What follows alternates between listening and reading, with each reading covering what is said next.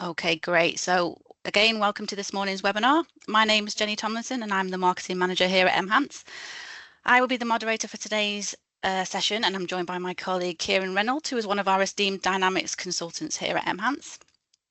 Just before I hand over to Kieran, just to go through a few housekeeping items, we expect the webinar to last between sort of 30 to 35 minutes. The webinar is being recorded and will be available to view on demand. So we'll send you the link out after the session. Your audio is set to mute and will remain so for the duration of the webinar. So that's to avoid any background noise. If you have any questions, please use the Q&A panel and we'll get to them when we can. Do feel free to submit your questions at any point during the webinar.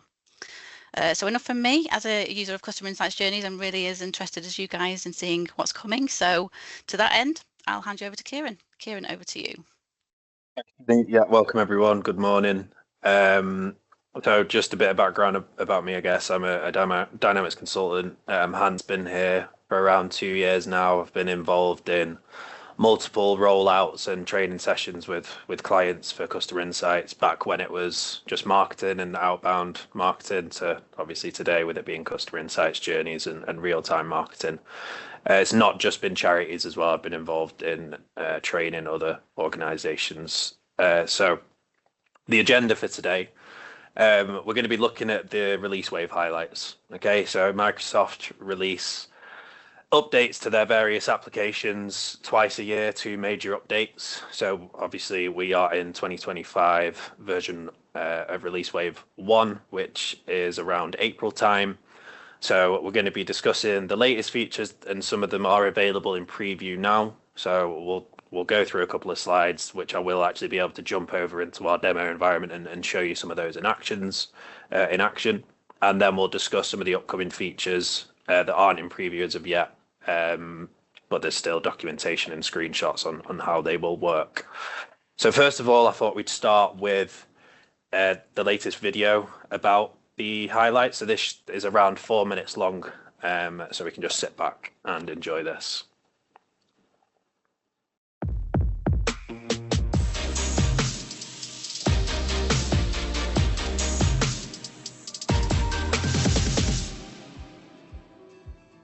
Meet Joanna, a marketer at Prosper Inc. With the ever-changing demands of her customer base, she's excited to leverage the latest features in Release Wave 1 of Dynamics 365 Customer Insights. This release highlights the power of harnessing all of your data, AI innovations, and reaching customers through new and improved channels to drive growth and efficiency in your business. Prosper Inc. is launching the Prosper Smart Hub, an easy-to-use smart home device. The event will showcase its features, offer live demonstrations, and provide exclusive discounts to attendees. Joanna's goal is not just to increase attendance, but also to simplify the process so attendees are more likely to purchase the new product.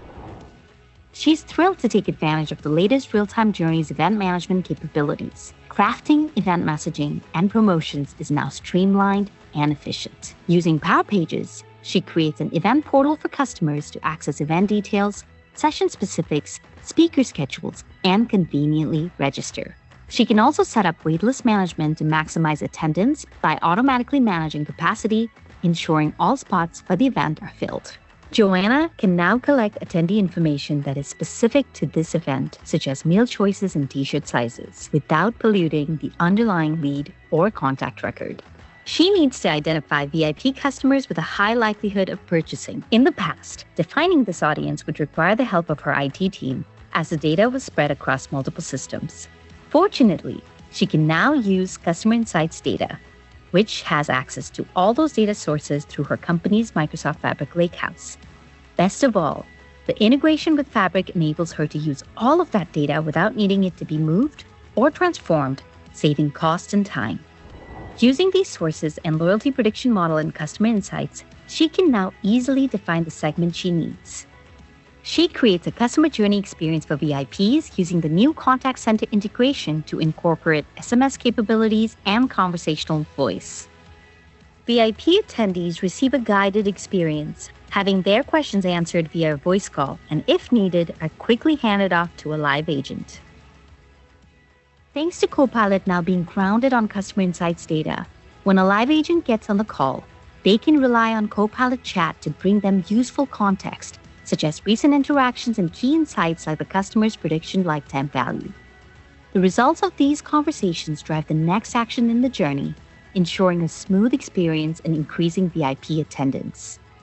Once the journey is live, Joanna can now pause and resume journeys to handle unplanned events, such as natural disasters or periods of national mourning, ensuring her campaigns remain sensitive and relevant.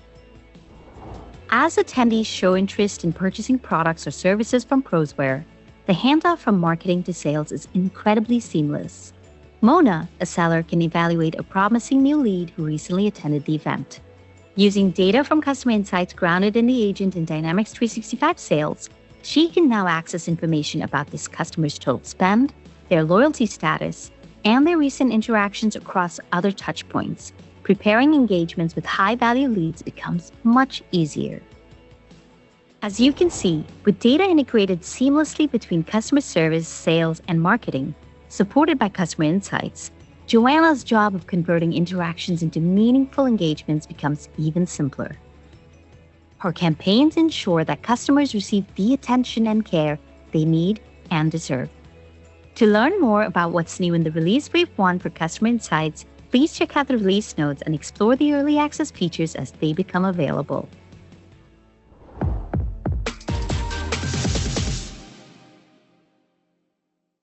All right. Hopefully the sound was okay for everyone there.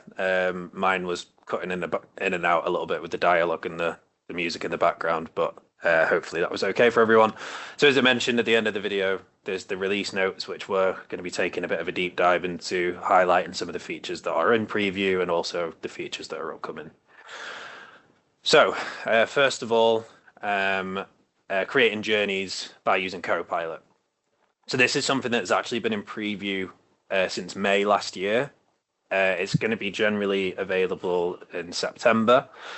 So the idea here is to use natural language to describe the journey, and then it will try and actually build the journey for you. So you can see in that screenshot there, it's broken down my language into bullet points, and then it's actually created a kind of template for me to start out with.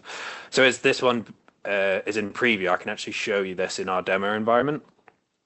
So if I jump over to a new journey, the first thing that I will see is creating journeys with Copilot, and you can see there it is in preview.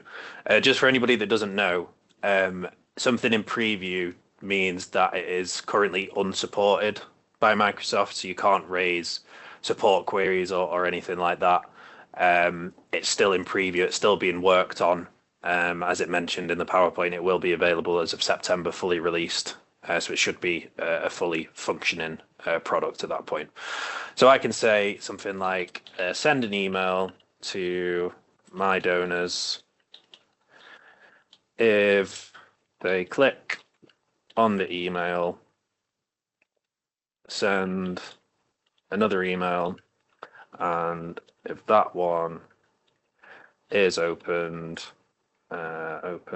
create a task. So what it will do, or what it should do, is break down my request into bullet points, and then it will basically use those bullet points to give me a starting point for my journey. So you can see that it's got donors visiting the website, which isn't quite right, but we can change all of that stuff as and when we need to. It'll send an email, check if somebody's clicked, send another email. If they've opened the email, then it'll create a task. So it's then giving me a preview of what that would potentially look like. So what I can do is actually say, no, that isn't correct, and create from blank, or I can say create journey. And then from here, I can fill in the blanks. So obviously I can select the email that I want to. I could maybe choose a specific link if I wanted to.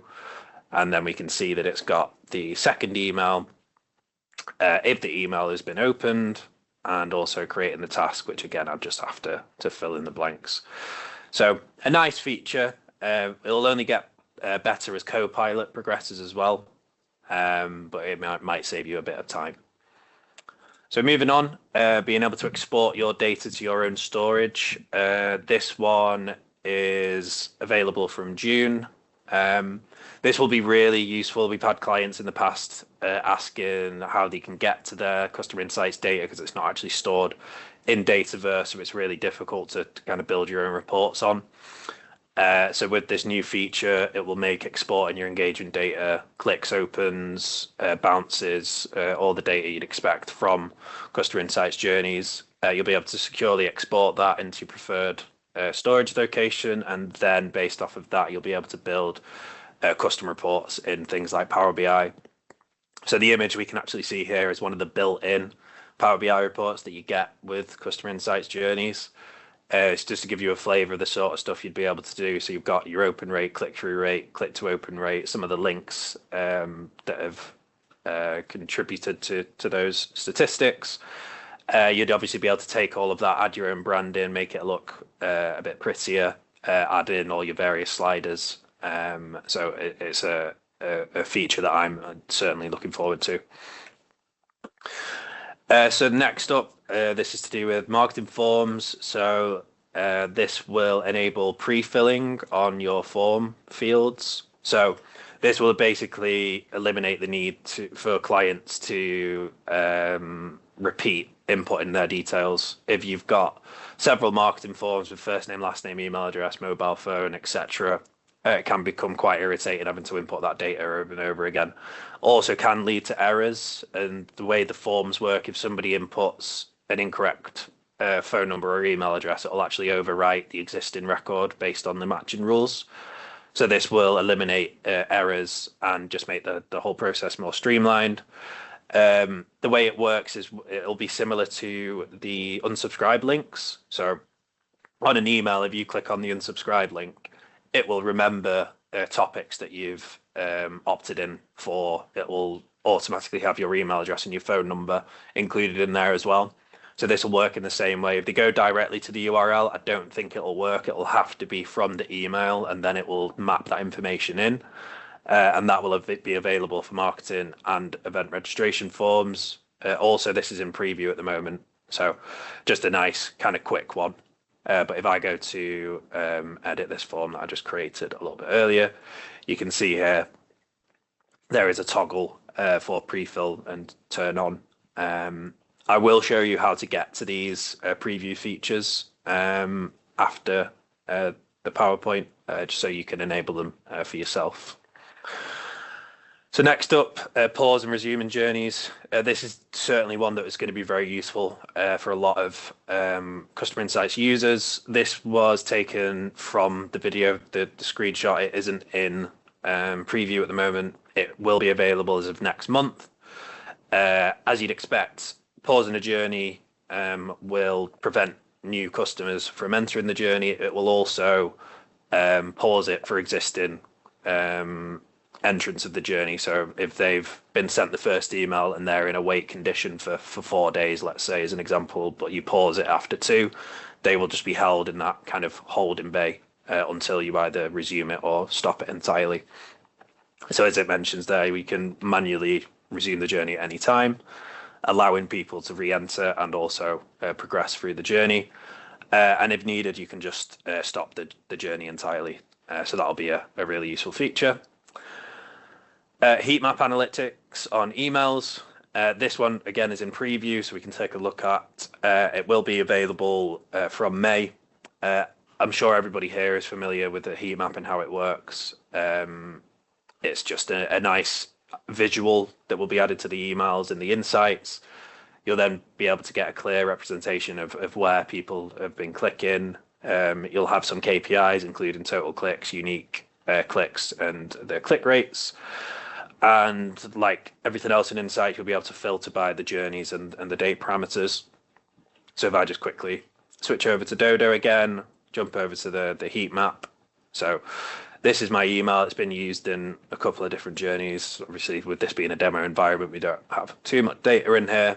But if I go over to my insights, I've got all of the insights like usual. And then in this section here, I've got a click map, and I click on that. And it will give me, obviously there's only one button on this email, but it'll give me a list of everything that's been clicked on.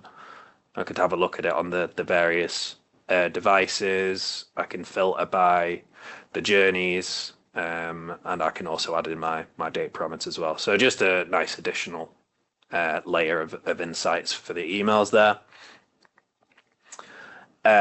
You may have noticed in the video there seemed to be a lot of focus on events.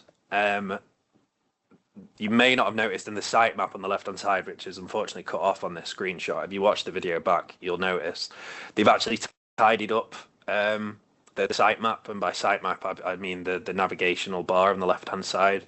There was a lot of stuff about like hotels, rooms that weren't really relevant to a lot of organizations. They seem to have tried to streamline that approach.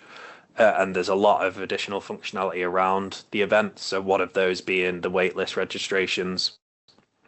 So in the video, they highlighted this point, slightly pixelated in the screenshot, but in the bottom left, there's a maximum event capacity of 100, and also there's a toggle for event waitlist. So this will allow you to easily reach out to people that are on the waitlist. If there's 100 spots and 105 people sign up, then those 5 people will be placed in a wait list. You'll be able to easily communicate to them using out-of-the-box triggers. There will also be a cancellation button on the email, so if somebody isn't able to come to the event, they can cancel, and that spot will be released to somebody on the waiting list. So I'll be interested to see how that works. This one is available in June currently, not in preview. Kieran, pre and post. Sorry to jump in. Just a bit of a question. Sure. Are there non-marketing uses for customer insights, such as tracking case management for clients as they progress through services? Yeah, absolutely. Yeah, for sure. Any touch point you have in your Dynamics environment, so whether it be for kind of case management, whether it's from leads, sales, donor management, anything that is a touch point, I can build segments off of. I can create journeys off of somebody closing a case, send them a survey for case satisfaction. If that survey has a negative score, I can have one branch. If it's a positive score, I can have another branch. So absolutely, anywhere you capture data in Dynamics, you can use journeys for. Great stuff. Thank you. No problem.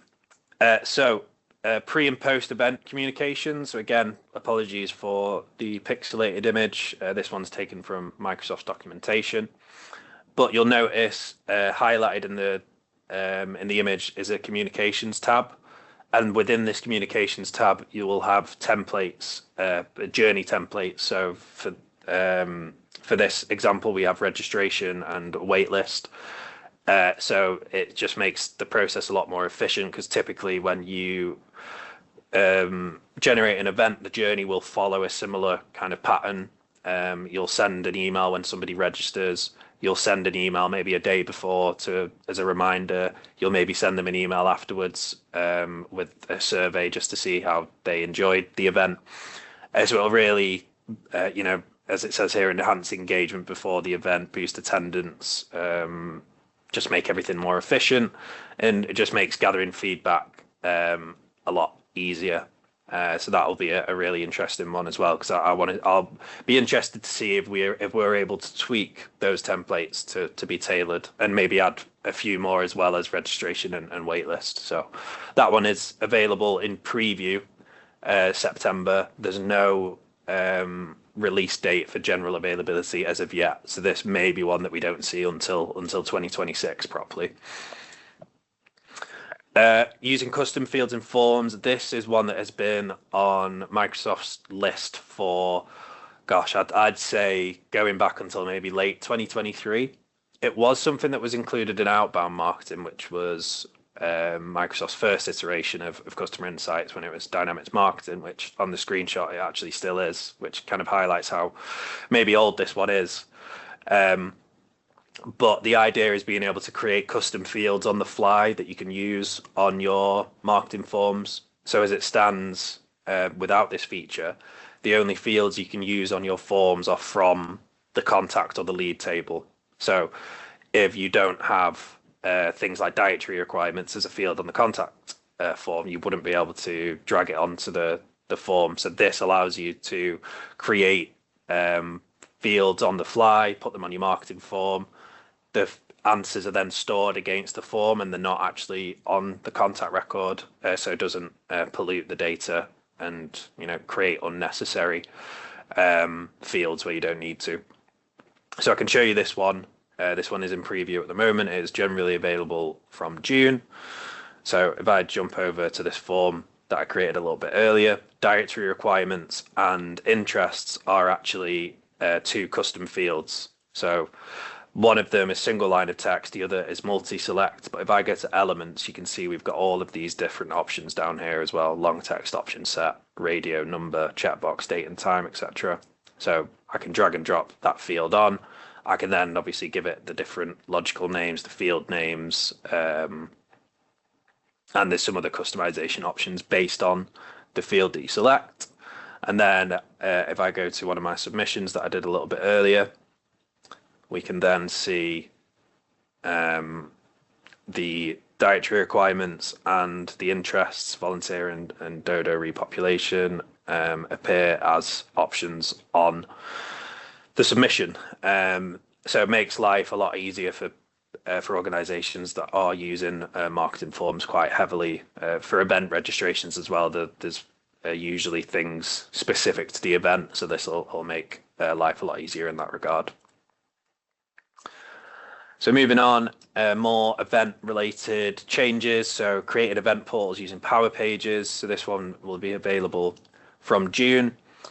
Again, this is something that was included in the kind of initial iteration of marketing, in outbound marketing, when you installed Customer Insights, or as it was, marketing back then, you got a portal in the background, and portal is now changed to Power Pages.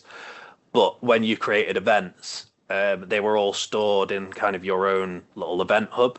It was very restricted. You couldn't really amend much.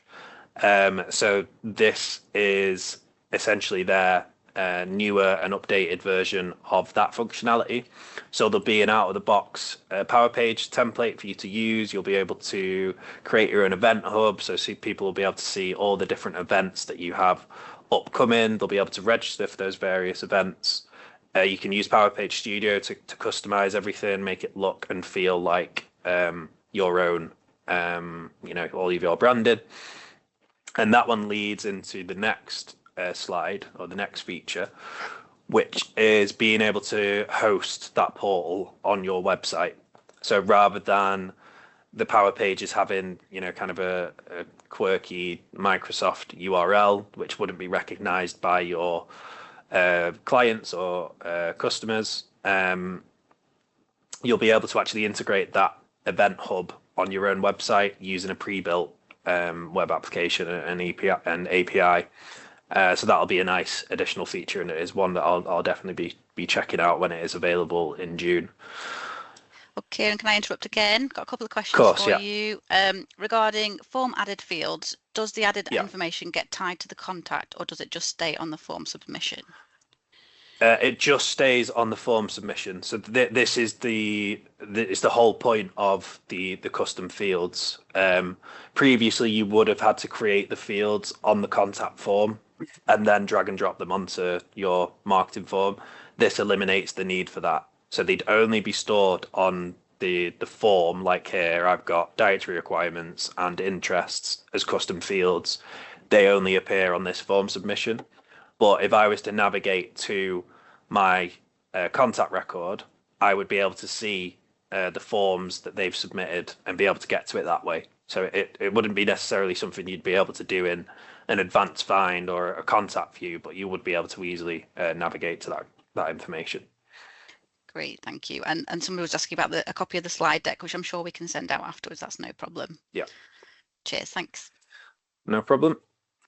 So I might as well just leave this on this view because I can show you this as well. So journey templates, as it says on the tin, templates will be enabled for Customer Insights for the actual journeys. Saves time. There are journeys that are pretty similar. Like I mentioned a bit earlier with the event registration journeys, they will follow a similar pattern. So the idea is the idea here is that you can build a journey, save as a template, and then reuse it, and obviously make the tweaks that you need to. So if I just go back here and go to add a new journey, you can see here I've got the option to use a template, and I've created a very, very basic one called transaction completed. So if I select that, it will just have a trigger in an email. But if I find one that maybe is a little bit more complicated that I wanted to use, so I'm not actually sure what this one is. Somebody else has built a journey. It's not a good example. I think this one's probably a little bit better. It's just as basic, but what I can do is there you go. It was just taking a little while to load. I've got this save as template button. So I can click save as template, give it a name. If I hit save, it'd then be available for me to use when I go to new journey in the templates list. So again, nice feature, nice time saver. And I'm sure that a lot of our clients and users will make use of that. Got another question for you, Kieran. Yes, sorry. So this is about forms. So for the form submissions, could you create a view and add to the dashboard for people to easily view? Yes, in theory. So if I just quickly navigate back. So on a submission, so this is using this table, right? So this is marketing form submissions. And then against each of these kind of fields, they are stored as field submissions. So you could build a view of all the field submissions from a particular form submission. So there would be ways to do it. It'd just be quite difficult to tie it back to the contact. So you would be able to build the view from the form submission and the field submissions, but you might not be able to see it on a contact view. You'd be able to pull, in theory, the contact into a view if you started from the right place, because the link record is here. But I do remember the link record actually being a bit awkward because it can actually be a contact or a lead. So it's not actually a direct lookup to a contact. So I've not actually tried it. There may be ways to do it with having, as I mentioned, the form submission and the field submissions as separate tables. But you might struggle to then kind of link it back to the contact. So hopefully that has answered your question. Okay, thank you. Okay, so next up we have web tracking. So this is, again, a feature that I can see a lot of our clients making use of, maybe one that we'll even internally make use of. So this is web tracking. So again, previously in the older version of marketing, we did have this, it wasn't great, but they did have this kind of functionality available where you'd add a bit of code to your website and then you'd be able to see when named contacts or leads actually accessed your website, but the information kind of stopped there. Whereas this will give you a little bit more insights into, you know, where exactly they've visited on the website, what they've been clicking on. And then off of that, you can have triggers. So if somebody visits a particular web page, then I could have that trigger a journey to send them an email about, other things that they may be interested in. So that'll definitely be one I'll be checking out when it's available in April. Obviously, it's not in kind of preview as of yet because it's coming out so soon. But it's definitely one I'll be checking out and playing around with. Next up, understanding customer inflows and exits. So again, apologies for the pixelated image. This has been taken directly from Microsoft. This one is in preview at the moment. I don't have any good examples of this with our demo environment not being kind of real data. But it will give you a detailed breakdown of people that are in each kind of tile within the journey. So previously, all you'd be able to see is, if we use those figures there, kind of 5,000 people started the journey. and then you'd be able to see 4,000 people receive the next email, and then maybe 2,000 receive the email after that. But you wouldn't have any understanding of why those numbers are dropping. Whereas this will now give you details of why so many people may not have reached the next stage. So you can see there the exit reasons, exclusion or suppression segment member, repeat journey entry block by configuration. So you'll actually understand exactly why those numbers are getting fewer and fewer as expected, but you'll know why that is happening as the journey progresses. So yeah, understand why customers triggered the start of the journey, didn't reach the next step, and understand why and where customers exited the journey. So that was it in terms of the features that I selected. I have covered, I'd say maybe 95% of the features there. There were a few others that were more kind of background processes being improved on. The details are all available on Microsoft's websites for their documentation. So feel free to check that out. I'm sure as part of sending around the PowerPoint, we can make those links available as well. If there's no other questions, I'll hand back over to Jenny just to discuss the kind of future events and webinars, but maybe we'll just give everybody a couple of minutes to ask questions. Thanks, Kieran. Yeah, no more questions at the moment. Yeah, if you do, there's a couple of minutes if you do want to type them in. Yeah, just highlighting a few of the future events and webinars. Obviously, this week we're full on with the Wave releases. So if you want to get on one of those, there's still time to register. The sales and service one is at 11:30 today, and then we've got a couple more towards the end of the week, as well as how to maximize the value of your Microsoft licenses with Enhance as well. So yeah, loads of webinars coming up this week, and then we're sort of into loads of events. Actually, as we speak, our team is over in the stateside, over in Seattle at the Global Nonprofit Leaders Summit, which starts today. Got a couple of events over in Dublin, over in May, and then just highlighting, we've just had our spring virtual roundtables for customers, and at the beginning of June, we've got our summer ones, which are always in person. So if you can get to one of the, if it's either the finance or the nonprofit one that's interested to you, the agendas will be released soon. So that's it for the events. Thanks, Kieran. Really good to see what's being released on Customer Insights Journeys. I don't think there's any more questions, so we can conclude today's session. I'd like to thank you all for joining us and thank you for your questions. Please look out in your inboxes and we'll send you the link to the recording and the slides. So once again, thanks for joining us. Have a great day.